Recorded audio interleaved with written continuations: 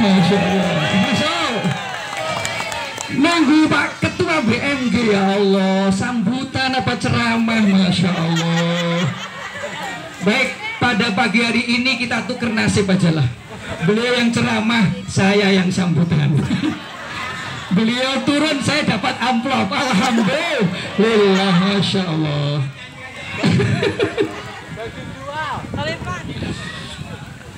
Bismillahirrahmanirrahim. Alhamdulillahirabbil alamin. Wassalatu wassalamu ala asyrafil anbiya'i wal mursalin sayyidina maulana Muhammadin wa ala alihi wa ashabihi ajma'in. Rabbi shrah li sadri wa yassir li amri wahlul 'uqdatam min lisani yafqahu qawli.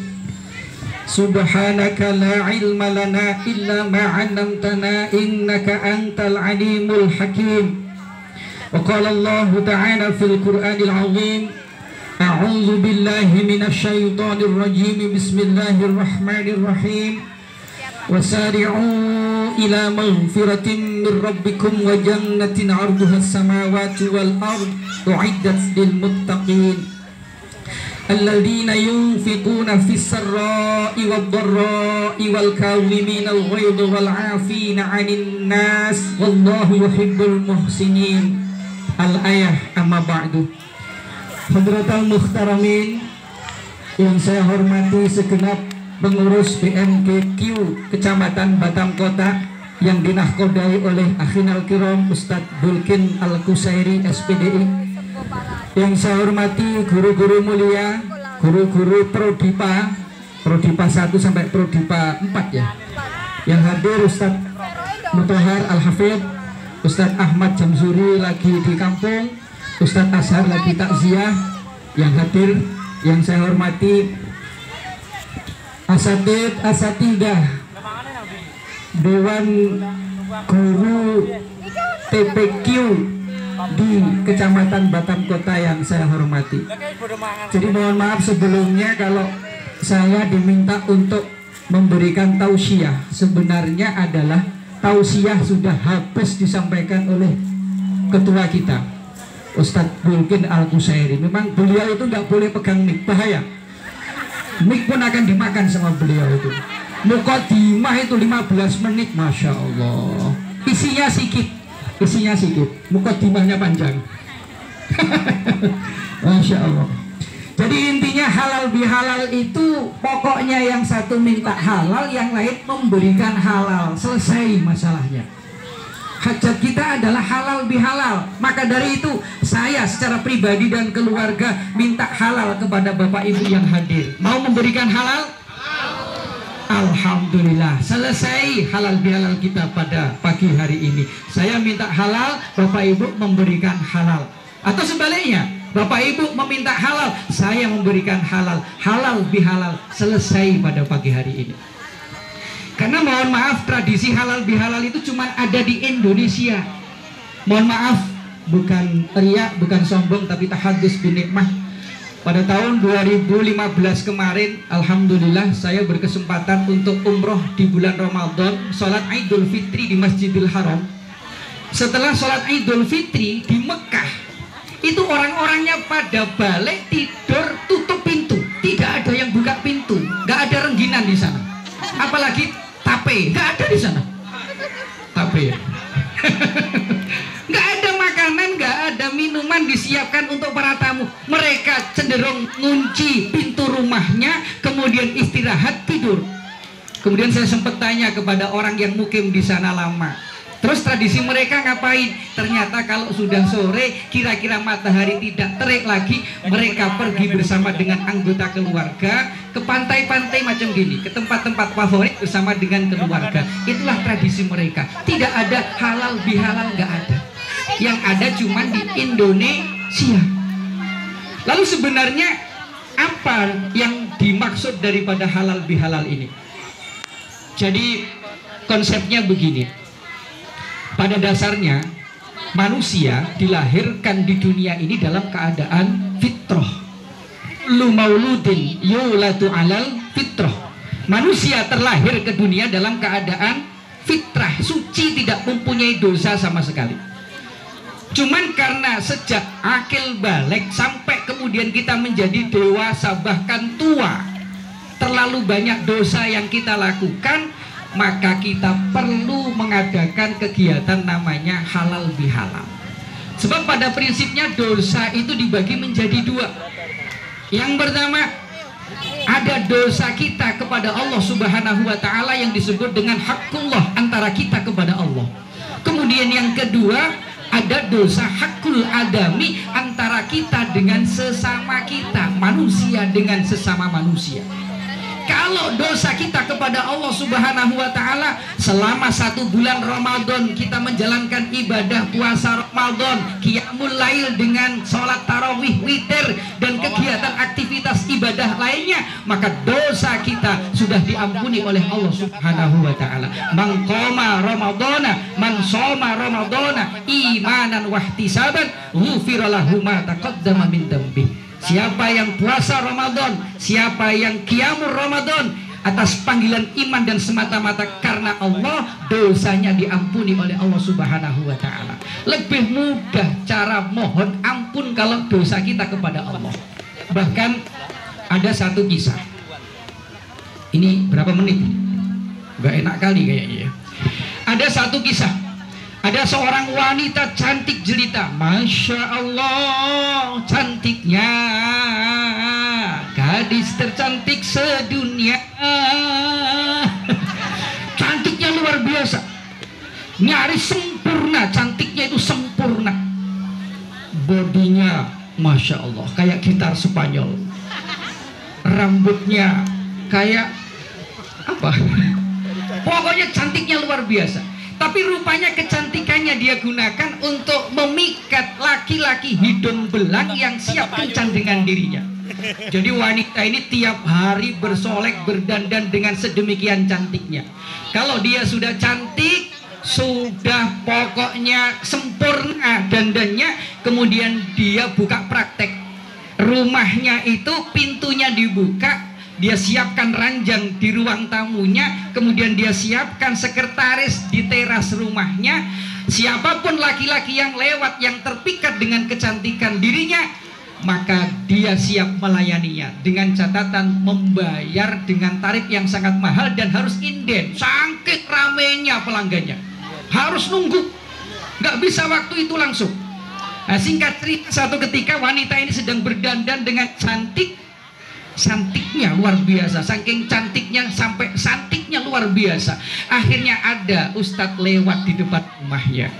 Ustadz juga manusia, punya hati, punya rasa, Masya Allah. Ustadz lewat, tak kenapa ternyata ustadz ini menengok ke arah wanita tadi, kemudian terpikat dan tergiur dengan kecantikannya. Singkat cerita, si ustadz ini, tapi saya nggak yakin kalau ini Ustadz guru TPQ, bukan ya. Singkat cerita, si Ustadz ini kemudian dia bertanya kepada sekretarisnya untuk menanyakan berapa tarif untuk kencan dengan wanita cantik tadi. Akhirnya diceritakan harga yang sangat spektakuler, harga yang sangat fantastis, sangat mahal. Tapi karena waktu itu nafsunya sedang bergejolak, saking terpikat dengan kecantikan wanita tadi, akhirnya si ustadz yang mau ngajar TPQ ini gak jadi berangkat, balik dia ke rumah. Dikumpulkan semua yang dia miliki.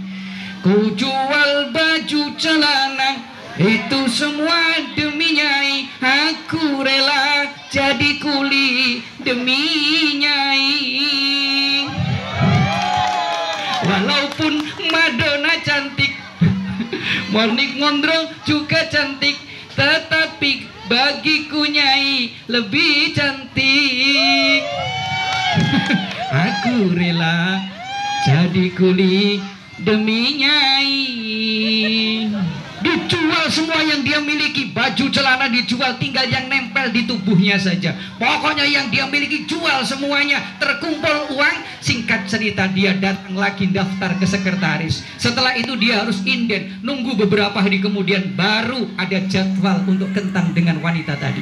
Singkat cerita, setelah kemudian waktu ditetapkan, si ustadz ini tadi sudah berada di dalam kamar bersama dengan wanita yang cantik tadi. Masya Allah, ustadz biasa ngajar ngaji, Ini di hadapannya ada wanita cantik luar biasa, gemeter dia, ngeredek ketakutan. Akhirnya si wanita ini jadi bingung, loh Ustaz, kenapa sampean kok gemeter ketakutan? Akhirnya si Ustadz ini mendapatkan hidayah dari Allah Subhanahu wa Ta'ala berkat ibadah yang dia lakukan selama ini, kemudian menimbulkan rasa takut yang luar biasa, gemetar di hadapan wanita cantik yang luar biasa. Akhirnya dia bilang, Mbak, dah sekarang begini, saya gemetar ini karena saya takut kepada Allah Subhanahu wa Ta'ala. Saya benar-benar menyesal karena sampai saat ini saya sudah kejebak dalam lembah nista, nyaris saya melakukan perbuatan zina. Maka sejak saat ini saya mau balik ke rumah, saya mau tobat kepada Allah Subhanahu wa Ta'ala. Kemudian apa kata wanita cantik tadi? Loh Ustaz, sampai sudah nunggu lama, sudah membayar sekian duit, tapi kenapa tinggal ibarat makan, tinggal masukin nasi ke dalam mulut, kenapa engkau tinggalkan kesempatan yang sudah engkau tunggu lama ini? Udah, duit untuk sampean, saya mau balik, mau tobat ke hadapan Allah Subhanahu wa Ta'ala. Singkat cerita, si wanita tadi kemudian timbul rasa takut kepada Allah. Masya Allah, ini Ustadz baru sekali mau maksiat kepada Allah, sedemikian takutnya kepada Allah. Saya sudah berkali-kali maksiat kepada Allah, tapi belum juga ada rasa takut kepada Allah. Singkatnya, dia berhenti dari melakukan praktek prostitusi itu. Dia tutup prakteknya, dia kumpulkan uang secukupnya, dia pergi bersama dengan pembantunya, sekretarisnya tadi, dicari rumah Ustadz tadi yang hendak melakukan kencan dengan dirinya, nggak jadi. Keliling cari, kemudian dicari-cari, nyaris nggak ketemu. Karena begitu nyari alamat, tanya Ayu Ting Ting yang dikasih alamat palsu. Kemana, kemana, kemana? Gak ketemu-ketemu. Wah, akhirnya nyasar di Legenda Malaka, di Masjid Al-Kafah, ketemu di sana. Masya Allah. Ketemu di belakang masjid, Ustadz itu tinggal. Begitu mendengar kabar bahwasanya ada wanita cantik mencari Ustadz tadi kemudian kaget, pingsan dan meninggal dunia. Masya Allah. Inna lillahi wa inna ilaihi raji'un. Meninggal. Tambah sedih hati wanita tadi, kehadirannya untuk tobat kepada Allah atas bimbingan Ustadz tadi, tapi yang dicari malah meninggal dunia. Akhirnya dia nyatakan, saudara-saudara sekalian, adakah di sini orang laki-laki jomblo boleh, udah beristri pun boleh, yang penting mau membimbing saya di jalan Allah, taubat di hadapan Allah, saya siap menjadi abdinya, menjadi istrinya.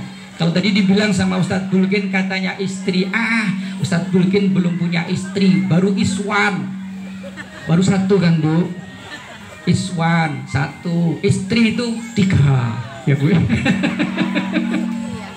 Makanya kata Cak Lontong ini, tanda orang bahagia itu ada 4. Yang pertama, bagi laki-laki ini khususnya ya, carilah istri yang pandai masak. Pokoknya istri kita pinter masak, insya Allah hidup kita bahagia. Yang kedua, carilah istri yang pandai cari duit. Istri yang pinter cari duit, insya Allah hidup kita bahagia. Tapi hati-hati kalau istri bapak pandai cari duit, bapak sembunyikan dimanapun, ketemu itu duit. Namanya duit iblis itu, udah disembunyikan ketemu juga. Yang ketiga, carilah istri yang sayang sama suami. Yang 4 ini yang paling penting. Usahakan ketiga-tiganya tidak saling mengenal. Yang satu di sana, yang satu di sana, yang satu di sana. Ini baru istri namanya. Sempurna. Hidup kita akan bahagia. Alhamdulillah saya sudah punya mahmudah, tapi belum punya sakinah, mawadah, apalagi warahmah. Yang punya mawadah Ustadz Sapa. Mana Ustadz Sapa? Gak ada Ustadz Sapa ya. Dan sos lagi takziah ya.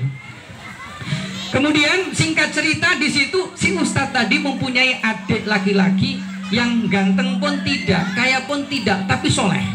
Akhirnya si Ustadz ini tadi, adiknya Ustadz yang meninggal tadi, menikah dengan mantan PSK, mantan seorang pelacur, tapi pelacur yang tobat kepada Allah Subhanahu